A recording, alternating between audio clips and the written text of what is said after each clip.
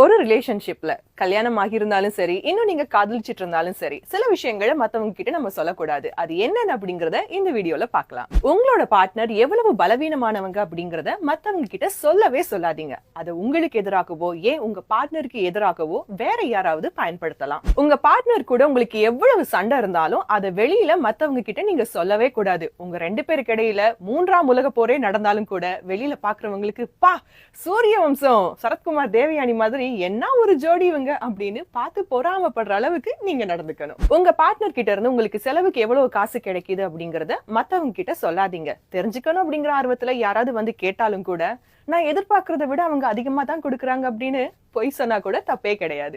4 செவத்துக்குள்ள உங்க ரெண்டு பேருக்குள்ள நடக்கக்கூடிய விஷயங்களை யார்கிட்டயுமே சொல்லாதீங்க. அது உங்களோட பிரைவசி. உங்க பார்ட்னரோட அம்மா அதாங்க உங்களோட மாமி, உங்களுக்கு இன்னொரு அம்மா தான், அதுல மாற்று கருத்தே இல்ல. அதுக்காக எல்லா விஷயமுமே அவங்க கிட்ட சொல்லணும்ன்றதே இல்ல.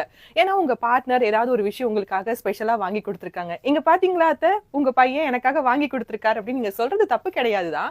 ஆனா அது கண்டினியூஸா சொல்லும் போது என்ன நம்ம பையனா இருக்கும் போது இவ்வளவுலாம் அவன் செலவழிச்சதே கிடையாது, என்ன பொண்டாட்டிக்கு மட்டும் இவ்வளவு செலவழிக்கிறான் அப்படின்னு அவங்களுக்குள்ள ஒரு பொசசிவ்னஸ் வரத்தானே செய்யும். அதை நீங்க தவிர்த்து கொள்றதுக்கு சில விஷயங்களை மறைச்சிடுங்க.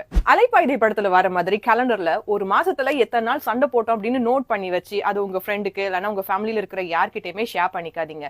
ஏன்னா அவங்க அதுக்கு ஏதாவது அட்வைஸ் சொல்ல போய் நாம அது கேட்டு நடக்க போய் நல்லா இருக்கிற குடும்பத்துக்குள்ள ஏதாவது ஒரு பிரச்சனை வந்துடும். தயவு செய்து இந்த மாதிரியான விஷயங்களையும் பண்ணாதீங்க.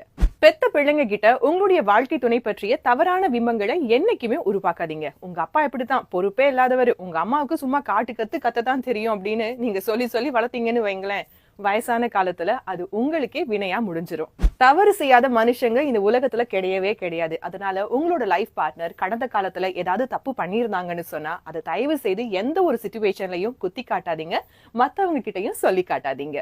ஆக மொத்தத்துல காதலா இருக்கட்டும் கல்யாணமா இருக்கட்டும் விக்ரமன் படம் மாதிரி ஸ்மூத்தா டிராவல் ஆகணும் மட்டும் நினைக்காதீங்க. லோகேஷ் படம் மாதிரி இந்த மாதிரி போயிட்டு தான் வரும்.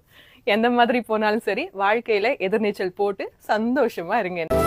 உந்தன் கண்கள் சிவக்கின்ற நேரம் எந்தன் கண்கள் கெஞ்சும், கொஞ்சல் கெஞ்சல் நீ செய்த போதும் எந்தன் நெஞ்சம் மிஞ்சும்.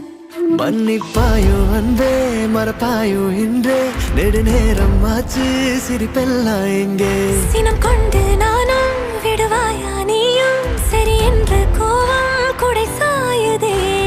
வார்த்தை தீரும் போது செல்ல மௌனம் வேலை பார்க்கும். கொல்லாமல் கொள்வேனே கோவக்காரி, உன் பார்வை பட்டாலே நானும்